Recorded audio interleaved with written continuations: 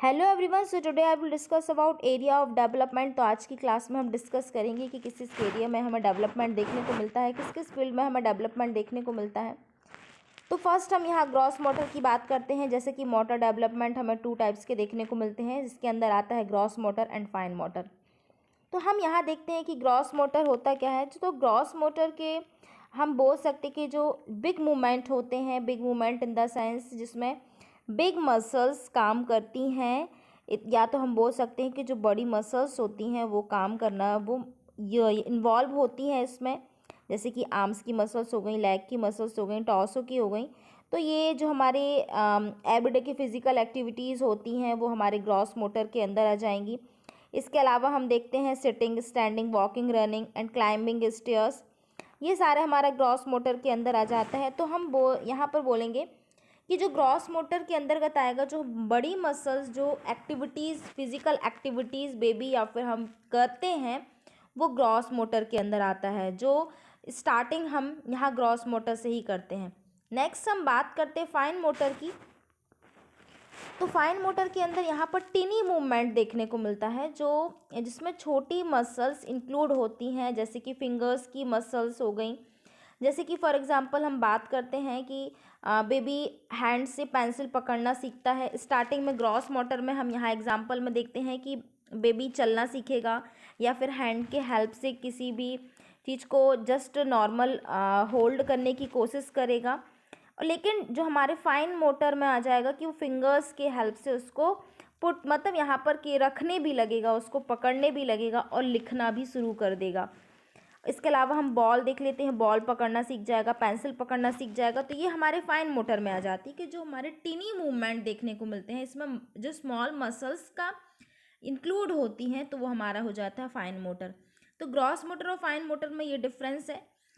Next हम बात करते हैं यहाँ पर लैंग्वेज डेवलपमेंट की बात करते हैं। तो लैंग्वेज डेवलपमेंट में हमें देखने को मिलता है कि यहाँ पर communication with development of true speech, जो बेबी स्टार्टिंग में पहले माँ, पापा, दादा इस तरह से कुछ बोलेगा, तो धीरे धीरे फिर लैंग्वेज डेवलपमेंट भी स्टार्टिंग वहीं से हो जाती है।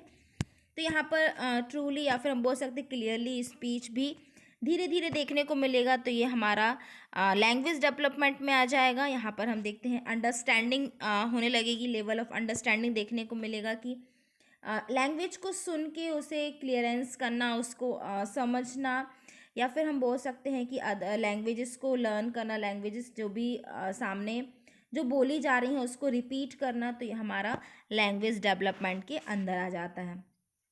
नेक्स्ट बात करना पर्सनल एंड सोशल डेवलपमेंट की बात करते हैं। तो पर्सनल एंड सोशल डेवलपमेंट पे हम बात करते हैं। तो सोशल में जैसे कि हम बात करते हैं कल्चरल हो गया, या फिर जो हमारे अदर न्यूरोमोटर मैच्योरिटी हो गया, एनवायरनमेंट स्टिमुलाई हो गया। कल्चरल की बात करते हैं, जैसे कि हम देखते आ रहे हैं, फैमिली मेम्बर्स को देखते आ रहे हैं, या फिर लैंग्वेज की बात करते हैं, या फिर किसी अदर जो कल्चरल एक्टिविटीज़ जो भी होती हैं उसको फॉलो करना।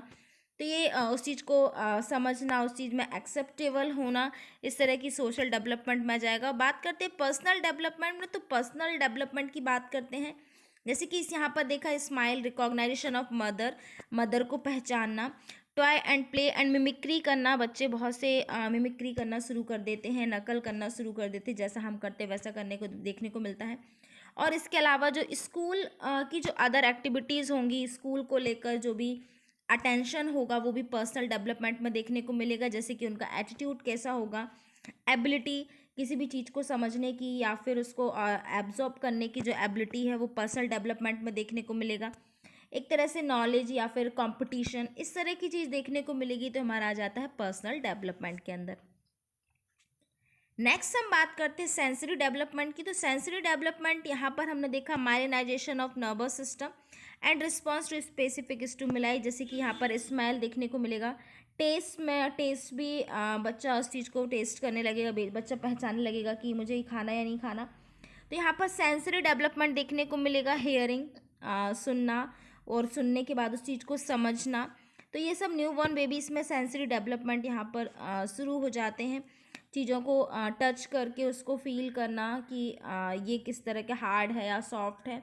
तो इस तरह की चीज़ों को मतलब यहाँ पर सेंसेशन स्टार्ट हो जाता है। जैसे कि हमने विजुअल की बात करते हैं, विजुअल सिस्टम जो होता है, विजुअल जो एबिलिटी होती है, स्टार्टिंग में क्लियरेंस नहीं होती है, मतलब क्लियरेंस का मतलब कि कम होती है लेकिन मैच्योर नहीं होती है। लेकिन हम यहाँ बात करते हैं जो विजुअल सिस्टम होता है 6 से 7 ईयर में मैच्योर हो पाता है।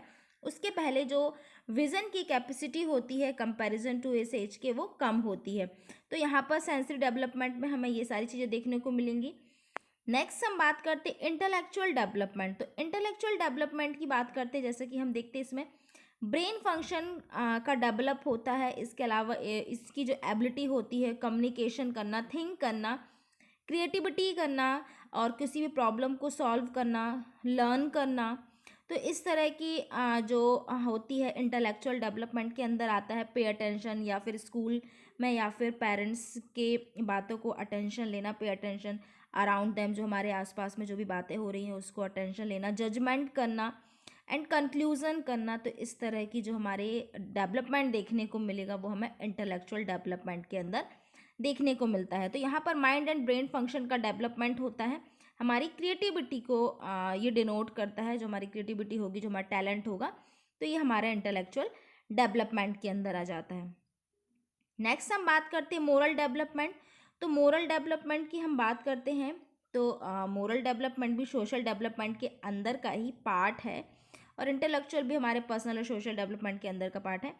मोरल डेवलपमेंट की बात करते हैं तो मोरल डेवलपमेंट जैसे कि हम बात करते हैं नैतिकता कि जो हम पेरेंट्स से सीख रहे हैं या फिर जो हम लर्न कर रहे हैं, जैसे कि यहाँ पर हम राइट एंड रॉन्ग का कोई भी लेसन हम पढ़ रहे हैं या फिर उस चीज़ को देख रहे हैं, पेरेंट्स के द्वारा हमें सिखाया जा रहा है कि ये सही है, ये गलत है, आपको ये करना है, ये नहीं करना है। तो पनिशमेंट मिलने के बाद उस चीज़ को ये याद रखना कि हाँ पनिशमेंट मिली है तो मुझे ये काम नहीं करना है, तो ये मोरल डेवलपमेंट के अंदर आ जाता है।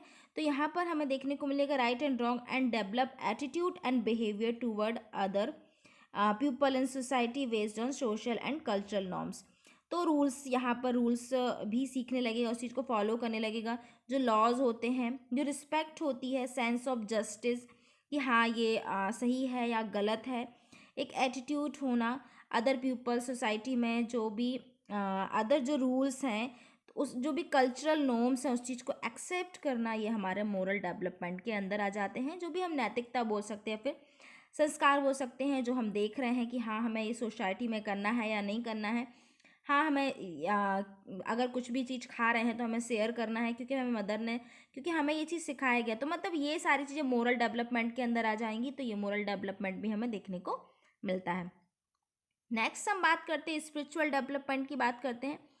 स्पिरिचुअल डेवलपमेंट में हम देखते हैं is important aspect of their holistic growth के लिए बहुत ही इम्पॉर्टेंट है स्पिरिचुअल, जो कि it involve development of a child sense of self. ये खुद के मतलब सेल्फ सेंस के लिए बहुत ही इम्पॉर्टेंट होता है। And their connection to other and their, ये हमारे कनेक्शन के लिए भी होता है, एक बिलीव जगाता है। Understanding of the world around them, जो अराउंड में क्या हो रहा है क्या नहीं हो रहा है, तो इस चीज़ को अंडरस्टैंड करना। Learn comfortable with qualities such as respect, responsibility and reversions and self and others. तो स्पिरिचुअल में आ जाएगा कि एक तरह से क्वालिटीज़ का पता चलेगा, जैसे रिस्पेक्ट करना दूसरों की, रिस्पॉन्सिबिलिटी को एक्सेप्ट करना, लाइक स्पिरिचुअल डेवलपमेंट में उस चीज़ को समझना कि हाँ स्पिरिचुअल डेवलपमेंट भी है। जैसे कि लाइक दैट अगर स्कूल्स की बात करते हैं, स्कूल्स में प्रेयर होती है, तो प्रेयर के मतलब प्रेयर के हेल्प से एक तरह से स्पिरिचुअलिटी आना, अध्यात्म आना कि ये सही है या नहीं है, क्योंकि उससे खुद का कॉन्फिडेंस भी बढ़ता है। तो ये हमारा हो जाएगा स्पिरिचुअल डेवलपमेंट में, कल्चरल के अकॉर्डिंग, कल्चरल को देखते हुए हम उस चीज़ को फॉलो करते हैं, तो ये हमारा स्पिरिचुअल डेवलपमेंट किया जाता है। नेक्स्ट हम देखते हैं इमोशनल डेवलपमेंट की बात करते हैं। तो इमोशनल डेवलपमेंट में हम देखते हैं यहाँ पे personality is the composite of physiological and psychological and sociologic qualities यहाँ पर देखने को मिलती है। यहाँ पर इमोशनल अटैचमेंट देखने को मिलता है, फिजियोलॉजिकल भी हो सकता है, साइकोलॉजिकल हो सकता है, या फिर सोशियोलॉजिक क्वालिटीज़ के अकॉर्डिंग डिपेंड करता है कि हमें यहाँ पर इमोशनल डेवलपमेंट भी देखने को मिलेगा।